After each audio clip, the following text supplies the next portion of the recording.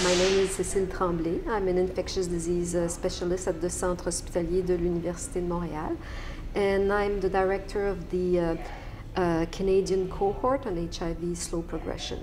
So this is a cohort basically who enrolls patients who have a favorable course of disease, so they can control their disease naturally, which is less than 1% of the total population of HIV infected individuals.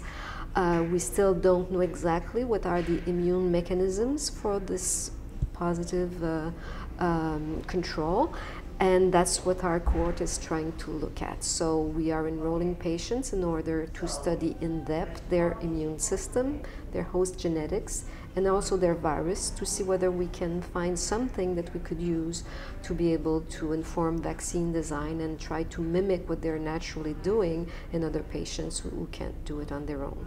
So we're very lucky because this study has had a very enthusiastic response. We've enrolled people all across Canada, from Vancouver to the East Coast, and we have achieved our enrollment objectives with more than 150 patients enrolled now in the cohort.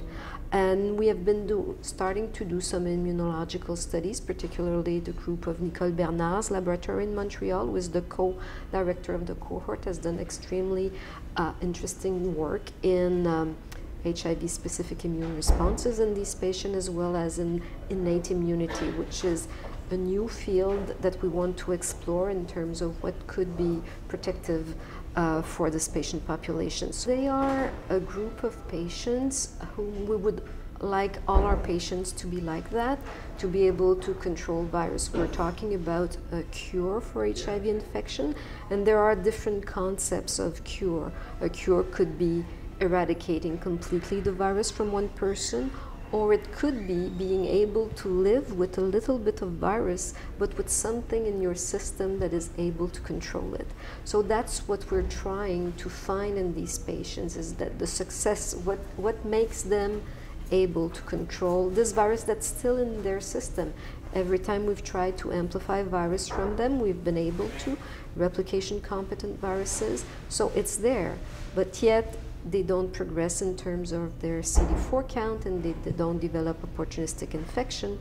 So we want to be able to mimic what they're doing for the general population.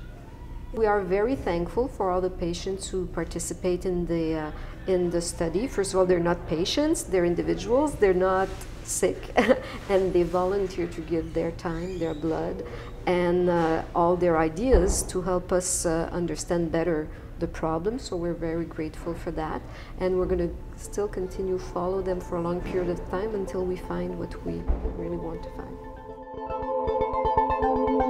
find.